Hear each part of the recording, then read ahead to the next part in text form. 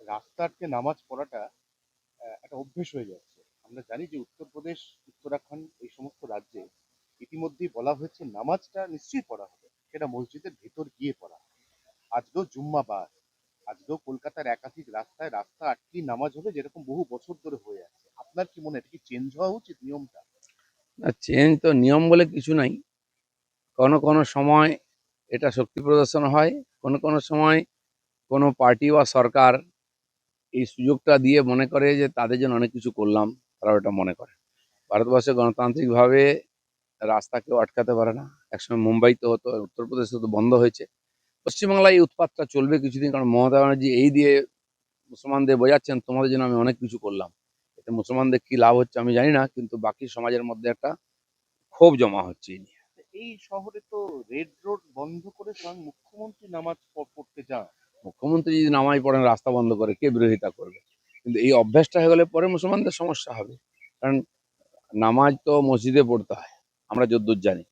বিশেষ উৎসব পরব হলে হয়তো সংখ্যা বেশি হয়, তখন তাদের জন্য ঈদগাহ আছে আলাদা, বা কোনো মাঠের অনুমতি নিয়ে সেখানে তারা করে এসেছেন। কিন্তু রেড রোডে নামাজ পড়ার অধিকারে যদি পড়ে যায়, পরে যদি এটা কোনো কারণে বন্ধ হয়, তখন সমস্যা হবে। উত্তরবঙ্গে আপনাদের ভাঙন রক্তক্ষরণ অব্যাহত। গতকাল উত্তরবঙ্গে আপনাদের স্ট্যান্ডিং এমএলএ তিনি দল ছেড়ে তৃণমূল জয়েন করলেন। তিনি বিজেপির কার্যকর্তা ছিলেন না, তিনি গজমুর কার্যকর্তা ছিলেন। চিরদিন তার বক্তব্য আপনি দেখে আসুন, তিনি বিজেপির আইডিওলজির পক্ষে বলেন না। তাকে সতর্কও করা হয়েছে। যখন সমঝোতা ছিল আমাদের সঙ্গে, গজমুর সঙ্গে, তাকে টিকিট দেওয়া হয়েছিল, তিনি তার মতোই ছিলেন। তিনি টিএমসির বিরুদ্ধে লড়াই করে এসেছিলেন, আবার টিএমসি যেতে যান, সেটা এখানকার মানুষ ঠিক করবে।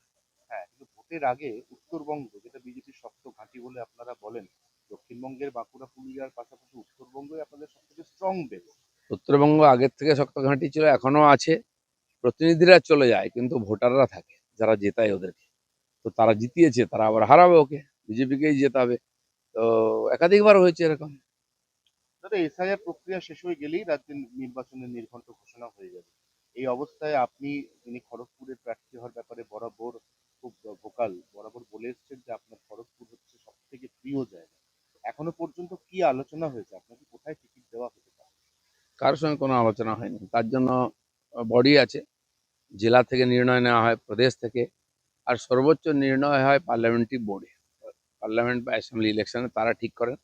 আর পার্টির সেই সিস্টেম অনুযায়ী যখন পার্টির লিস্ট ক্লিয়ার হবে, ওটাই ফাইনাল। তার আগে কোনো কিছু কথাবার্তা ফাইনাল এসব চর্চা তো সব জায়গায় চলছে। যারা অথরিটি আছেন, কমিটিতে আছেন, তারা ডিসিশন নেন, তারা নাম পাঠান, সেসব প্রক্রিয়া চলছে। এই যে বৌদি ড্রপ বক্সে ফেলেছেন নিজের প্রার্থী হওয়ার ইচ্ছা 3 জায়গায়, এখনো পর্যন্ত সেটা নিয়ে কোনো ফিডব্যাক পেয়েছেন? মানে কেউ সেটা পড়েছে বা না, আলোচনা কোনো করছে? ফিডব্যাকের প্রশ্নই নেই। যত নাম এসছে সেগুলো লিস্ট করছেন, আর সেটা নিয়ে আলোচনা হবে। যে যোগ্য মনে হবে পার্টি তাকে প্রার্থী করবে। আমার যতদূর জানা আছে, একজ্যাক্ট সংখ্যা বলতে পারবো না, প্রায় 3,500 নাম ড্রপ বস্টে পড়েছে, আর বেশিও হতে পারে। তার মধ্যে আমার স্ত্রী, তিনি পার্টির পুরনো কর্মী। অনেকে যেমন নাম দিয়েছে, উনিও নিজের ইচ্ছা জাহির করেছেন যে আমিও ভোট লড়তে চাই। পার্টি যোগ্য মনে করলে তাকে টিকিট দেবে, নাহলে দেবে আপনার না। আপনার সবুজ সংকেত রয়েছে? না, আমি তো ওনাকে বলিনি যে তুমি রাজনীতি করতে পারবে না, তুমি রাজনীতি করো, তোমার ইচ্ছা মতো করবে, নিজের জোরে করবে, পার্টি বাকি ডিসিশন নেবে। হ্যাঁ, কিন্তু স্বামী স্ত্রী দুজনেই যদি প্রার্থী হয়ে যায়, মানে সংসারটা সামলাবে। আমাদের আবার সংসার কি? সামলাবার জন্য লোক আছে, মা আছেন বাড়িতে। রাজনীতি করে, ও আগের থেকে করে, আমিও আগের থেকে করি, সেভাবে রাজনীতি করব। আর আমরা প্রার্থী হব কি না, সেটা পার্টি ঠিক করবে। ধরুন দুজনেই প্রার্থী হলেন, দুজনেই জিতেও গেলেন, হ্যাঁ, কি হবে তখন? দুজনের আলাদা আলাদা সংসার ছিল, এক হয়েছে। আবার দুজনে লড়াই করবে, পার্টির কর্মীরা লড়াই করবেন, তারা পার্টির নেতাদেরকে জেতান, নিজেকেও জেতে না। এর কি পেছাবে চূড়ান্ত ভোটার তালিকা প্রকাশের দিন? মানে এসআইআর নিয়ে যেটা হচ্ছে। এখনো আমার যেটা মনে হলো, খবরে শুনলাম প্রায় 85 লাখ লোকের ভাগ্য এখনো ঝুলে আছে। তার মধ্যে 50 লাখ লোকের তো কোনো তথ্যই আসেনি, আসার সম্ভাবনা কম, কারণ এরা সব ফলস ভোটার, জোর করে ভোটার করা হয়েছে। আর তার জন্য বেশ কিছু অফিসারকে শোকই হতে হয়েছে। এই সব মিলিয়ে 85 লাখ লোকের যতক্ষণ না ক্লিয়ার হচ্ছে, ততক্ষণ তো ভোট আর ফাইনাল লিস্ট বেরোতে পারে না। কিন্তু আমার মনে হচ্ছে প্রায় হয়ে এসছে। আর সেটা এই ডেট হোক বা এক আধ দিন বেশি লাগতে পারে, সেটা নির্বাচন কমিশন ঠিক করবে। আরো নাম যদি বাদ যায়, এই 85 লক্ষ বললে, তো আরো যদি নাম বাদ যায় তাহলে কি শাসক চাপে পড়বে, শাসক দল? শাসক তো প্রথম থেকেই চাপে আছে। এসআইআর এর নাম শুনেই জ্বর এসছে, সে জ্বর এখনো ছাড়েনি। ফাইনাল লিস্ট যদি বেরিয়ে যায় আমার জ্বরটা আরো বেড়ে যাবে, 102-103ও হতে পারে।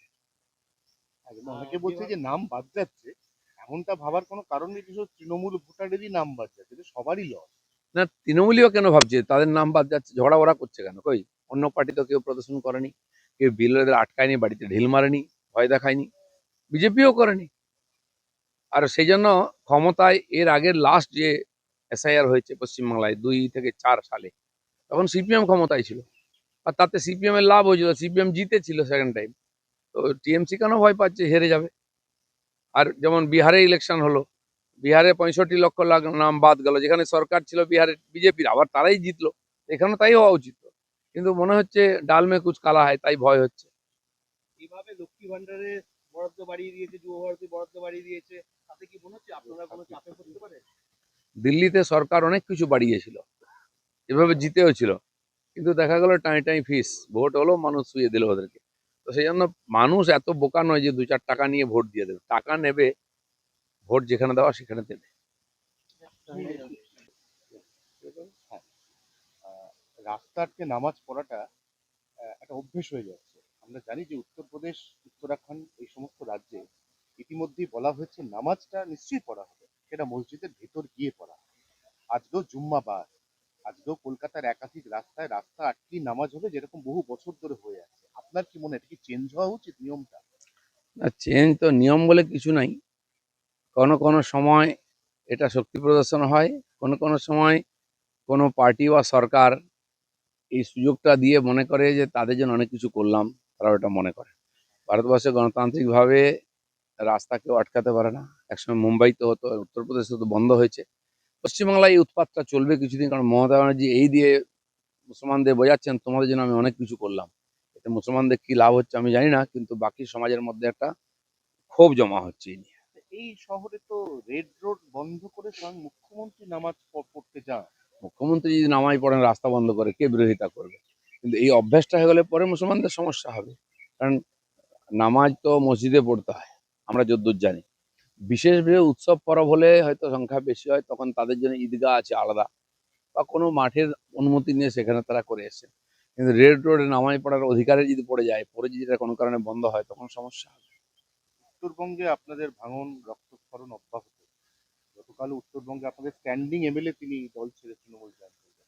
তিনি বিজেপির কার্যকর্তা ছিলেন না, তিনি গজমুর কার্যকর্তা ছিলেন। চিরদিন তার বক্তব্য আপনি দেখে আসুন, তিনি বিজেপির আইডিওলজির পক্ষে বলেন না। তাকে সতর্কও করা হয়েছে। যখন সমঝোতা ছিল আমাদের সঙ্গে, গজমুর সঙ্গে, তাকে টিকিট দেওয়া হয়েছিল, তিনি তার মতোই ছিলেন। তিনি টিএমসির বিরুদ্ধে লড়াই করে এসেছিলেন, আবার টিএমসি দিয়ে যেতে যান, সেটা এখানকার মানুষ ঠিক করবে।